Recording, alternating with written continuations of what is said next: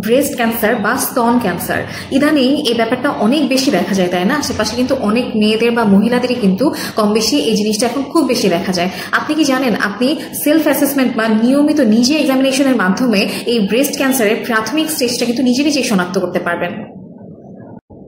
আসসালামু আলাইকুম এভরিওয়ান, আমি ডক্টর নাবিলা নিকিতা। আজকে আমি আপনাদেরকে নিজে নিজে কিভাবে আপনি আপনার ব্রেস্টকে এক্সামিনেশন করতে পারেন সেই সম্পর্কে একটু ধারণা দেওয়ার চেষ্টা করবো, এবং সাথে আপনি আপনার ব্রেস্টটাকে কিভাবে কেয়ার করবেন সেটাও একটু ধারণা দেওয়ার চেষ্টা করবো।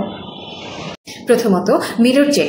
আপনি আয়নার সামনে দাঁড়িয়ে আপনার ব্রেস্টের আকার ও আকৃতি ভালোভাবে লক্ষ্য করুন। সাধারণের থেকে যদি কোনো অ্যাবনর্মাল কোনো পরিবর্তন দেখতে পান, যেমন এমনও হতে পারে যে ব্রেস্টের আকারের পরে কিছুটা পরিবর্তন এসেছে, বা ব্রেস্টে কিছু ফোলা ভাব দেখা যাচ্ছে, বা কিছু জায়গায় লালচে ভাব ধারণ করেছে, বা ব্রেস্টে যে চামড়া থাকে সেটি কুঁচকে গিয়েছে ভিতরের দিকে, এই জাতীয় পরিবর্তনগুলো আছে কিনা সেইগুলো একটু খেয়াল করার চেষ্টা করবেন।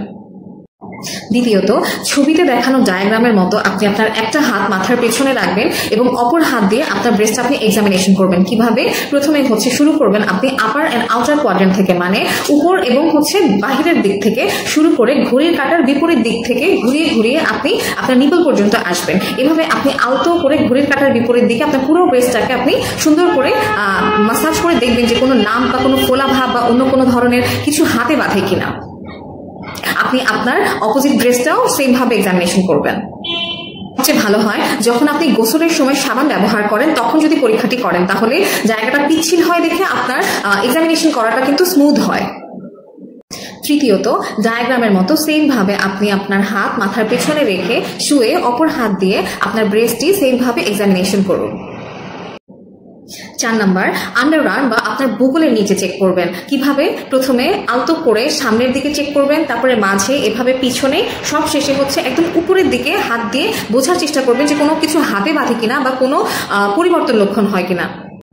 কখন বুঝবেন যে আপনার এখন সতর্ক হওয়া উচিত এবং একজন ডাক্তারের পরামর্শ নেওয়া উচিত? প্রথমত, আপনি আপনার হাতে যদি কোনো দলা বা লাম্পের মতো পান ব্রেস্টের মধ্যে বা বগলের নিচে, তখন আপনাকে কিন্তু ডাক্তারের পরামর্শ নিতে হবে। দ্বিতীয়ত, আপনার ব্রেস্টের চামড়ায় যদি কোনো পরিবর্তন আসে, চামড়াটা যদি কুঁচকে যায়। তৃতীয়ত, আপনার ব্রেস্টের যে নিপল সেখান থেকে যদি কন্টিনিউয়াসলি কোনো ডিসচার্জ আসে, সেটা সাদাও হতে পারে বা লালও হতে পারে। চতুর্থ, আপনার ব্রেস্টটা যদি কন্টিনিউয়াসলি পেইন করে, বা ব্রেস্টে যদি টেন্ডারনেস থাকে, সেই ক্ষেত্রেও কিন্তু আপনার সতর্ক হতে হবে এবং একজন ডাক্তারের পরামর্শ নিতে হবে।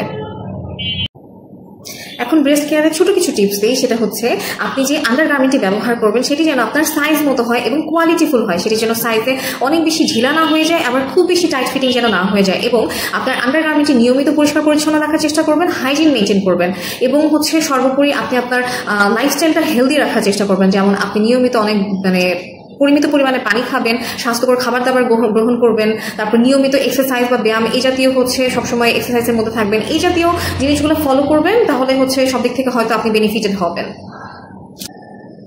মনে রাখবেন, ব্রেস্ট ক্যান্সার যে শুধুমাত্র বয়স্কদের হয় এটা কিন্তু একদম ভ্রান্ত ধারণা। ব্রেস্ট ক্যান্সার যে কোনো বয়সে হতে পারে, তাই নিজের ব্রেস্টকে চিনুন, জানুন, বুঝুন, সচেতন হন এবং নিজে নিজে পরীক্ষা করুন। মনে রাখবেন, প্রাথমিকভাবেই যদি এই ব্রেস্ট ক্যান্সারটি শনাক্ত করা যায় তাহলে কিন্তু চিকিৎসা শুরু করে ভালো ফলাফল পাওয়া যায়। সবাই ভালো থাকবেন, সুস্থ থাকবেন। ধন্যবাদ সবাইকে।